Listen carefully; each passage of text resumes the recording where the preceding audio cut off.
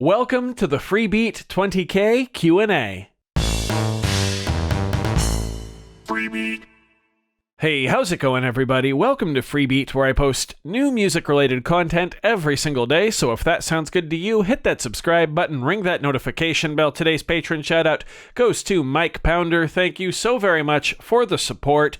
Also, I want to give another shout-out to another patron of mine, Sadiq Cat, for organizing most of the questions unprompted for me. It made just kind of organizing this Q&A pretty easy. So huge shout-out to Sadiq Cat as well. Thanks again for the support. Let's get started. So the channel has hit 20,000 subscribers, which is absolutely insane.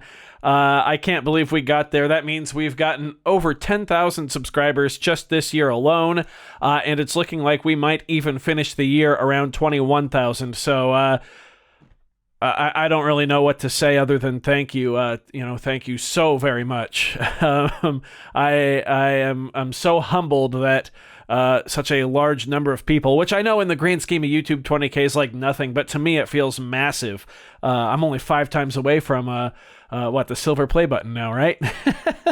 So thank you all so very much for subscribing. You mean the world to me, and I wanted to give back a little bit. So actually, we're going to do a Q&A with some questions that all of you submitted, and then at the end of the video, I have a surprise announcement for you all, which will be a little bit of my way of giving back for the 20,000 of you that have subscribed to the channel so far. But we're not going to do it with no music in there, so we've got the model cycles here. I figured I'd just dial in some kind of super, super basic beat, and then set some randomization. Whoops, that was supposed to be the hi-hat. Classic. There we go, something like that. Bring the tempo down. Yeah, why not? A little bit of messing with the hi-hat there. Randomize some of these snare triggers. Maybe, there we go. You ever just like brain fart and just like forget how stuff kind of works? There we go. We'll even bring down the probability chance on the kick drum. There we go. But don't worry, you're not going to notice the music because it's going to drop way down in volume right now.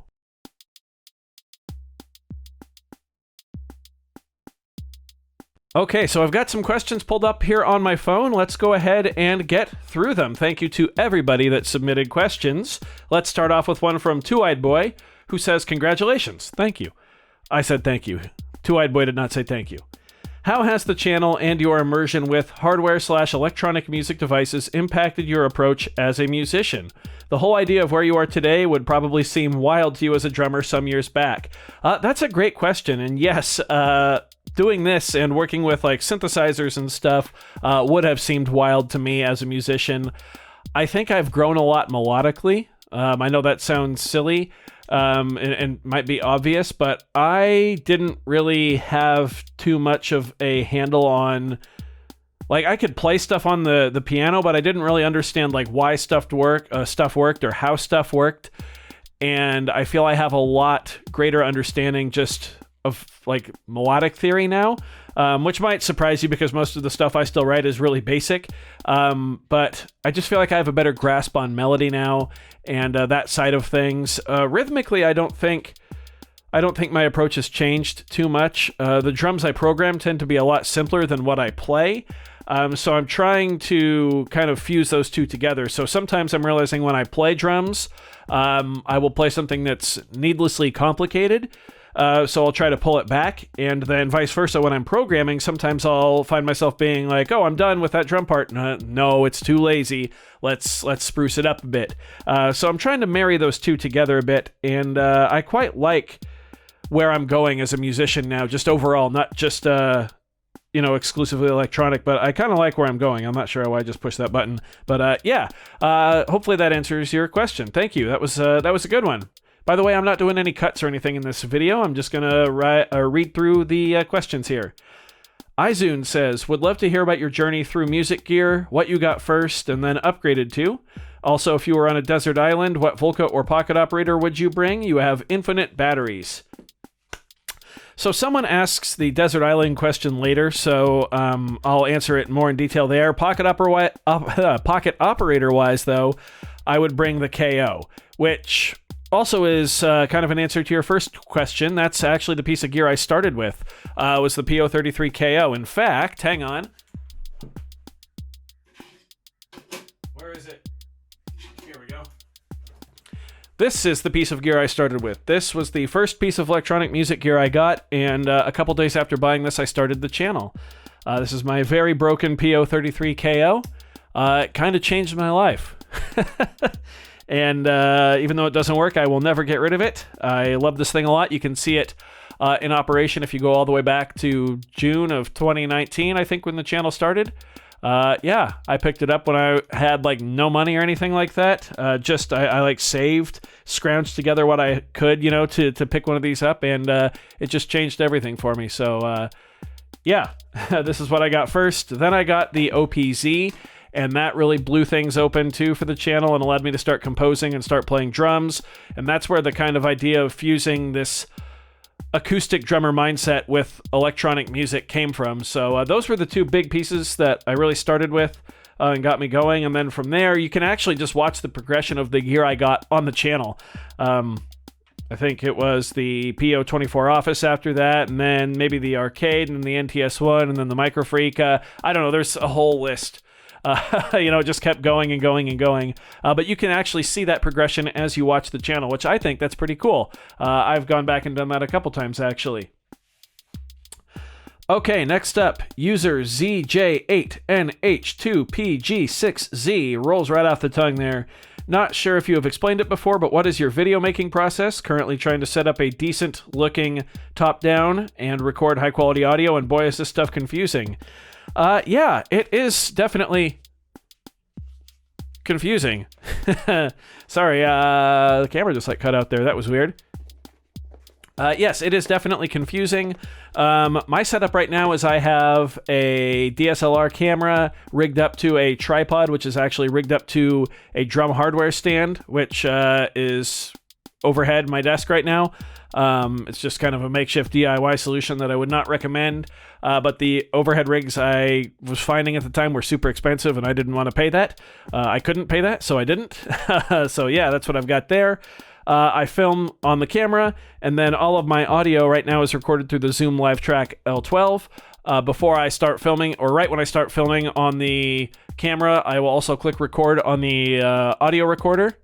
Then I'll do a big sync clap, and then I sync them in post in Adobe Premiere Pro. If you are looking to just get into it, I might recommend the first piece of gear audio-wise that I started with, which is this. This is the Zoom H5. It's got 2 1/4-inch inputs and an 1/8-inch input, or a built-in microphone, or you can pop that off, get a little accessory, and have 2 more 1/4-inch inputs. It's got phantom power. It records to an SD card. Battery powered if you want, or USB powered. Works as an audio interface too, separate line out and headphone out. This thing is a beast. I got mine, I think, for like $250 US. It was the first real money I invested in the channel, in terms of actually making content, not an on-screen device. And yeah, it really made things easy. I'd say this, or Zoom has a couple less expensive options as well, but I think this is a really good sweet spot. This and a cell phone, and whatever synths or whatever you want to record, and I think you'd be good to go for relatively low cost of entry, I think. Or you can just get a little microphone for your smartphone, especially if you have an iPhone. You can do like an audio interface. I'm not too knowledgeable on those, but I know there's lots of options out there. I can't remember, did I answer the question? Let's see here. High quality audio. Top down, for a top down shot, you're just going to have to kind of work with what you have, I think. See if you can rig something together like I did, rather than buying one of these dedicated overhead rigs. I think they're kind of expensive. There's a ton of hack videos on YouTube where you can make your own overhead rig. I think that's the way to go. So yeah, hopefully that answers your question. Vinmar Music says, would love to know your favorite gear, desert island stuff. So I thought long and hard about this, and if I could take just one piece of gear on a desert island with me, it would be... Oh, it's on the other side of the room. It'd be the Synthstrom Deluge. I almost said the Polyand tracker, but that needs a microphone or a computer, to get samples in it. The Deluge has a microphone on board, as well as built-in synths. And that's what I would take. It's just pretty much a complete package if you don't want to use any other pieces of gear or software. Synthstrom Deluge is my Desert Island groove box, I guess you could say. So thank you for the question. Next up, we have Signway Music, who says, as a newbie in the YouTube world, one question for your Q&A would be, what are your best workflow tips for making this easy and fun? YouTubing, video editing, etc. Basically anything that's not actually making the music. So this is kind of the first time I've actually talked about this, but I really don't like that part of the job. I don't like video editing. I don't like having to sync everything up and posting and uploading and all the social media stuff. I don't really enjoy that. So I don't really have any tips for how to make it fun. You might be a little surprised to learn that I don't enjoy that because I do it every single day. But in my opinion, you have to leverage it against what you do love doing. So in my opinion, in my mind, I think, okay, I love making music so much that in order to do it, I have to do the video editing and stuff like that, and it's worth it. Doing the video editing and the filming and the all that stuff that comes along the YouTube side of things, not the music making side of things. That's worth it to me, even though I don't enjoy it, because I like making music so very much, and I want to be able to do it for a living. So that's my biggest tip there. Think of that question first, or think how much work on the YouTube side of things is worth it to you before you actually start, and that'll kind of help you figure out a schedule. I suppose. I feel like I'm kind of getting long-winded here, but my schedule was determined out of necessity. I had to make this a job. I didn't really have any other options at the time, and so I did. But if you have a little more flexibility than that, and you're just getting started, figure out how much of the YouTube work is going to be fun or is going to be worth doing to be able to make music and make videos. But sorry, that might not be what you want to hear, but that's just kind of, I guess, my truth in all of it there. So thank you for the question. All right, now we've got 3 questions from Sadiq Cat to wrap things up here. First question is, how many instruments do you doodle with? How many of them do you feel comfortable enough to perform with? Well, I play the drums, and I can play the bass. I can fake it on the bass pretty good. So drum and bass, I'm very comfortable performing with.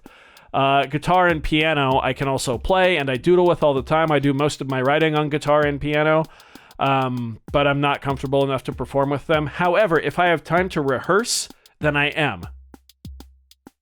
So if I have time to actually practice a part over and over and over on guitar or piano or bass or drums, but if I have enough time to rehearse, then I'm good to perform with it. I just got to have that time to wood shop and or woodshed to wood shop. I just got to have that time to woodshed and get it where it needs to be if I'm going to play it in front of an audience.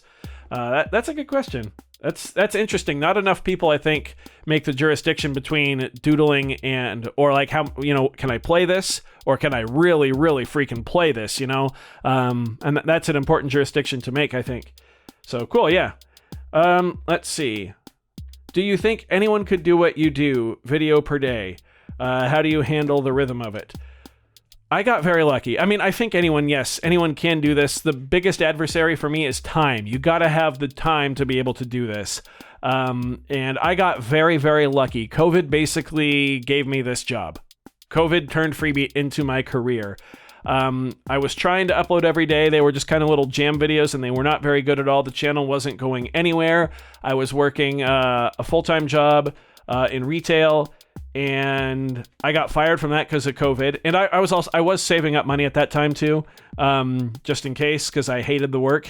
But I got fired because of COVID. And then we had the COVID, like the relief checks or whatever they were, the stimulus checks. There we go.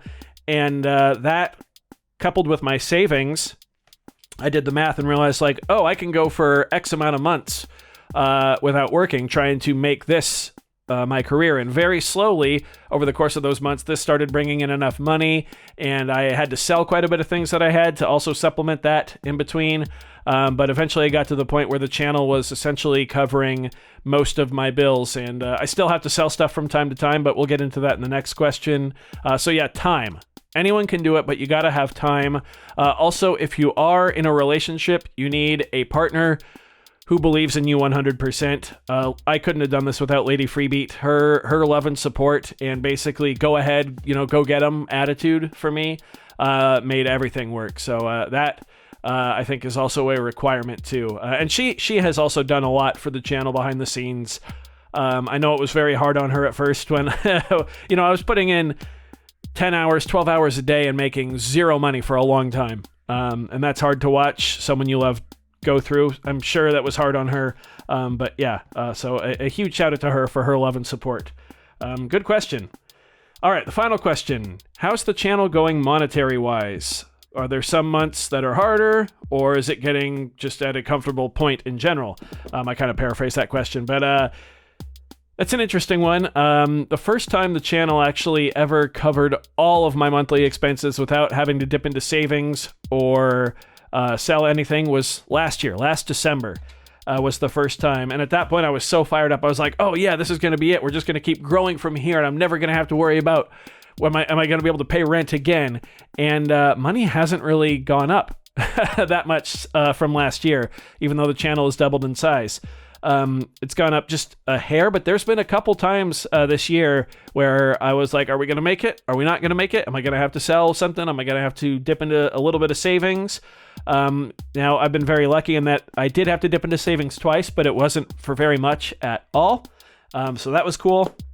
But yeah, it's not at a comfortable point yet, and I'm not sure if I'll ever feel like it is, even when it does hopefully get to one. No, I'm confident it will eventually get to that at some point. But yeah, I've got big plans should the monetary aspect of the channel continue to grow. I would love to get an editor. That would be amazing, because I think my editing is really lacking. I think my thumbnails are really lacking, and that's just an area I don't have the knowledge to do well in, and I don't have the time to learn it, really. So hiring an editor / thumbnail person in the future would be awesome. And that wasn't part of the question, but that's one of the first things I'm going to do when the channel gets there monetarily. So yes, thank you for that question. And thank you to everybody for all of the questions. Again, I can't believe we hit 20,000 subscribers. That's absolutely wild. You are all incredible. Thank you so very much. Let's get to the surprise I promised. I'm just going to go ahead and say it. December 31st, Freebeat Live 20K New Year's celebration. It's a new Freebeat Live show. This one's going to be a little different. It's going to be a little more casual. We're still going to have a live set. If you've never seen a Freebeat Live show before, they're a lot of fun. I play live drums, but we're going to have more than just drums this time. It's going to be a blast. We're doing 2 show times. We're doing one at 11 a.m. Pacific time and one at 7 p.m. Pacific time, so our friends overseas can view the show as well. I keep saying they're a lot of fun, but they really are just a blast. It's just, my way of saying thank you. I want to give you about an hour's worth, I think, of music, live music, and I can't believe the channel hit 20,000 subscribers. That is absolutely wild. Never in my dreams did I think we'd get there. I thought 1,000 was out of reach. I thought 10,000 was out of reach. Now we're at 20. And like I said, we'll probably be at 21,000 before the actual show. So I do hope to see you all there. Thank you for being a fantastic audience for the past 3.5 years. 20,000 of you. Insane. You're amazing. Thank you so very much for submitting questions. Those of you who did, I hope you found the answers satisfying. If you did, you can go ahead and leave a like on the video. If not, dislike is totally acceptable as well. Thank you all so very much for being here. Thanks for watching. We'll see you at 30K, everybody. Bye.